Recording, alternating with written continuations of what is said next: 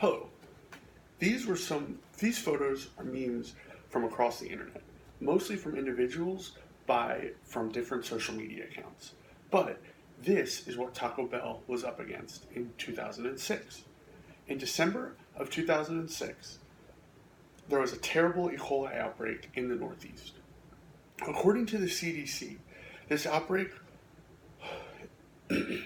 was attributed to 71 people reported in 5 different states. There was 33 in New Jersey, 22 in New York, 13 in Pennsylvania, 2 in Delaware, and 1 in South Carolina. Also, according to the CDC, E. coli is a bacteria found in the environment, foods, and intestines of people. E. coli are a large and diverse group of bacteria.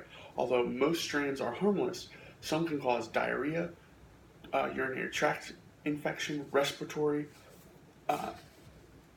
illness, and pneumonia, and many others.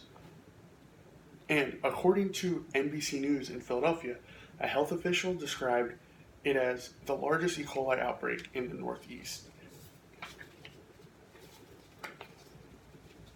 After reading about the Taco Bell E. coli outbreak, there were some things that were done correctly, and there were some things that weren't done correctly with regards to their crisis communication. Their anticipation of the crisis was excellent.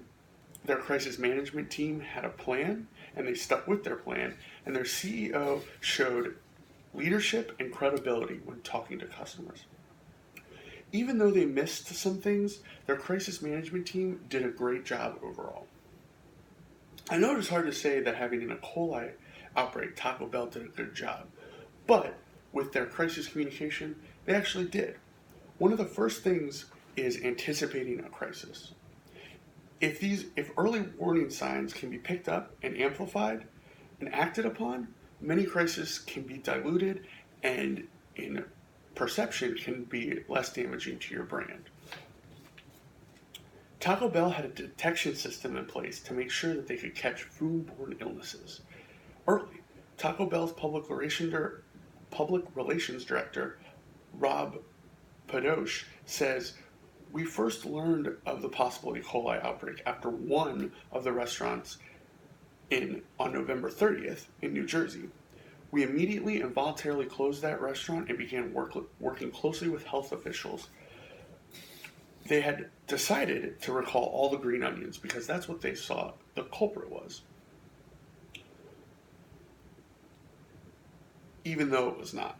Having these early signs helped Taco Bell get ahead of the story. They knew that they needed to be honest and transparent with their consumers about what was happening. These detections also made Taco Bell look proactive, not reactive, to the spread of E. coli. And perception is everything. As the crisis grew, Taco Bell knew that this was bigger than just closing one store. According to John Schmetzel of the Chicago Tribune, they would close about 90 stores in the region. Even with the best anticipation, there is a need to adopt a plan to attempt to contain the crisis. This still could look as though Taco Bell was careless, but because they got ahead of the story and were honest and transparent, they actually looked like they were doing a good job. And because their communication plan was they didn't do further damage to their brand. Taco Bell scheduled to disclose information as soon as possible to local health officials and news outlets to take action and responsibility and to find a solution so that this does not happen again. According to NBC News, a Philadelphia health official said that they were working closely with Taco Bell and that Taco Bell had already voluntarily closed multiple locations. This plan was to make sure Taco Bell was open and honest with their customers. The plan was to close stores and clean stores as quickly, and they recalled products that they believed to be contaminated. The communication team also thought the best course of action was to get their CEO on television and print ads. This was an attempt to reassure the customer that Taco Bell was doing everything in their power to make sure that they could stop the spread of E. coli. Peter Morey, a former public relations advisor to Johnson & Johnson, said that Taco Bell's communication was about credibility, trust, and leadership. And you must have to show divisiveness and do things quickly. Taco Bell's ability to have a crisis plan and have their CEO get out in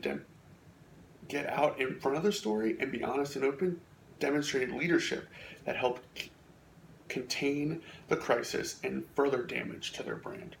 Unfortunately, Taco Bell did make some mistakes. They wrongly thought that the green onions were the contaminated food. In fact, the lettuce was contained the E. coli.